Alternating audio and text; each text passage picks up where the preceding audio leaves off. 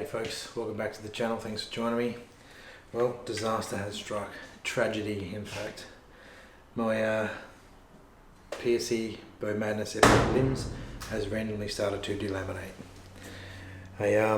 I'll show you closer over here on the bench in a minute, but on the inside here of all the limbs, they've just started to randomly, just notice I need another sharp bit on the edge there, started to delaminate, and I'm not going to shoot the bow anymore because of it. So, never been dropped, never been dry fired, never been mistreated in any way. It's always been stored in a bag. You'll see it over there in a safe place, and it's just been looked after in general. So I've been reading online where other people have had issues with organising warranty limbs through PSE because PSE say they don't make the limbs anymore for these bows. So yeah, I thought, well, what the heck, I'm the first owner of this bow. PSE is supposed to have a lifetime warranty, but it's a limited lifetime warranty that I found. And anyway, so I emailed my local PSE dealer in Australia. They're the biggest dealer in Australia of them. And took pictures of it, sent them the serial number, all that sort of stuff. And they emailed PSE pretty much straight away, and PSE said no problems, we'll send out a new set of limbs for you. So I don't know what issues other people are having with these, or how long ago it was where they weren't able to get replacement limbs for them. PSE stopped making them or whatever. But anyways, they've PSE just said no worries, we'll send you some new limbs. I don't even have to send the old ones back because I'm pretty sure they're all wrecked anyways. But when I take the limbs apart, I'll have a closer look at that. But that's my experience so far with it. Have a look at your bows, guys. Make sure that you're staying safe. Check everything out after a few shots. Check all your arrows as you normally would. But remember, these limbs do flex a lot, and things can go wrong. But yeah, it's a bit of a disappointment. But PSE came to the party as per their warranty, and yeah, now I'm just gonna have to pull it apart and yeah, you go from there. I've never done it before. I've taken strings off and swapped strings, but I've never actually fully depressed the bow. And then I'm taking the limbs out and swapped it and everything. So what I plan to do is take a lot of photos of how the cams are set up and where the strings go and all that sort of stuff, and make sure that everything's facing the right way if I want to put it back together. I've got a ozbowpress over here which I'm going to use. Get in a better spot, and I'll show you a little trick where you can check on your bows too, on how to check if you're started to delaminate on the inside there. So anyways, move over to the table. Alright, I've got my bow just laying on the table, and I'll put the camera in a bit of a spot where you can see it. And what I'm actually gonna do is use a cotton tip, earbud, whatever you want to call them, cotton tip, but you can see some lines just here. Very hard to sort of make out, but there's some lines, and they're sort of white in the camouflage. You can see it along the edge there, coming to start from about here onwards, maybe even further up. But yeah, from here up. But what you can actually do, normally when you rub this on here, it will be sort of smooth. There's actually one of these white lines that goes all the way down there. It should be smooth. You should be able to rub it. Nothing happens. Like, it'll just rub it on there. But if you get this, hear that? You can see it's leaving, and it's fraying the end, fluffing it all up, and you can actually see on there where it's sticking. So that's actually some of the fiberglass delaminating, and the little bits of fluff shows you where it actually is.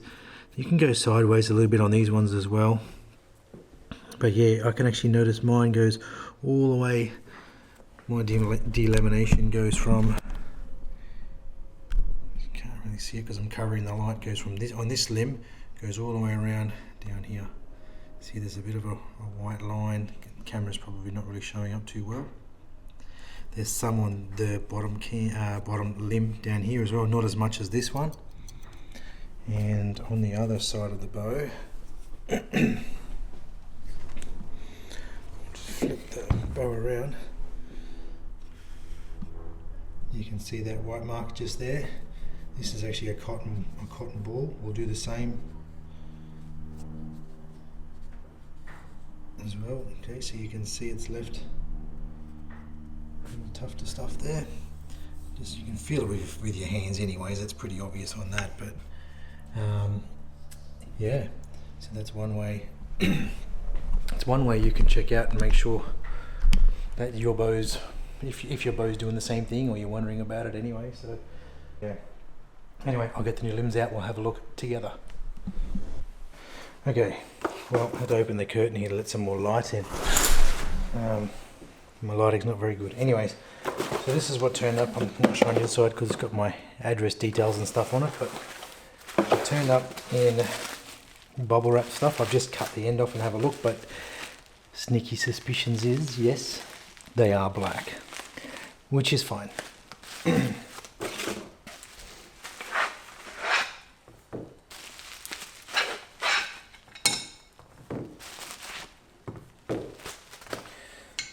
there we go.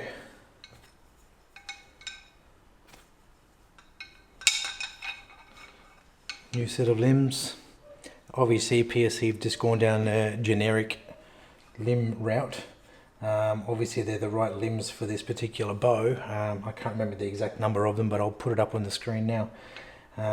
So yeah, they've obviously just said, well, instead of having all the camo ones with, you know, all the wording and stuff like that on it for this exact bow, they obviously use this limb on many bows. And yeah, so all they have to do is just get the deflection right. And I can see on here, I don't know if you can see it in there, but there's some text and numbers here of the deflections: 164, 160, it looks like it's 162 and 159. I know there's a certain way that they're going to have to be refitted back onto the bow with, but I'll work that out when it comes along. What is there? Oh, there's a bit of a mark on it, but it doesn't matter. So anyways, at least they sent me some new limbs. I'm kind of glad that they've done that. They could have just said, no, we don't make them anymore, and then I would have had to try and find some limbs from somewhere. So I've got that. Now I've just got to try and put it together, and off we go.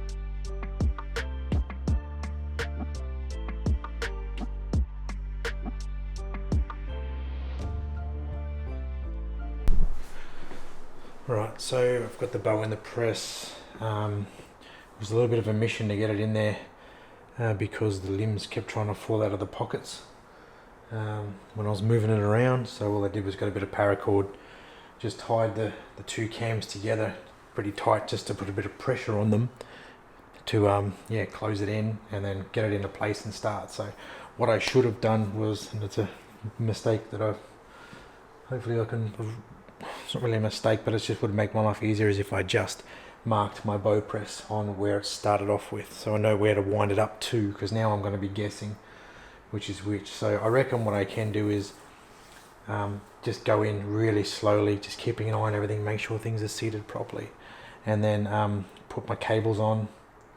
That might give me my length that I need, my string or something, make sure that's on how it is. And then I've changed strings before and I've got pictures, so hopefully I can smash it back together without flying apart.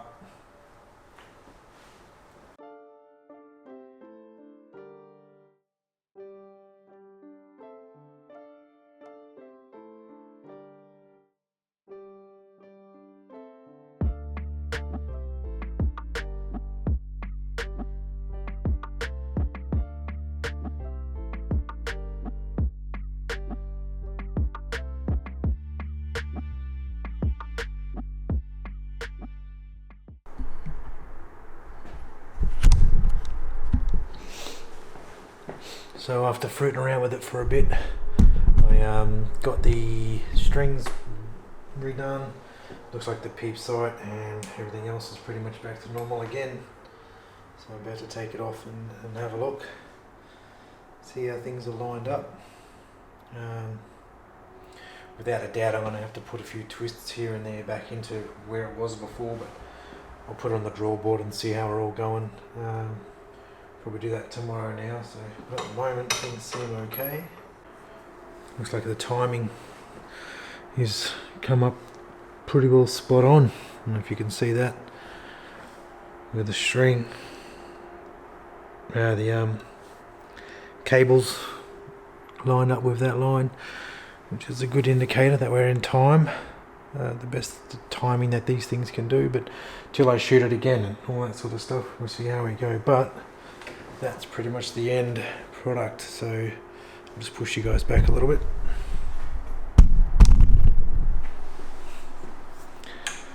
So, do I wish that they were cammed, like a camo? Yes. Is it a big deal? Not really. It's not a deal breaker, but that's pretty much it. That's what they were to what they are now, so give you a bit better look when the bow's all done and dusted, but that's where we're at now. Things seem to be pretty solid.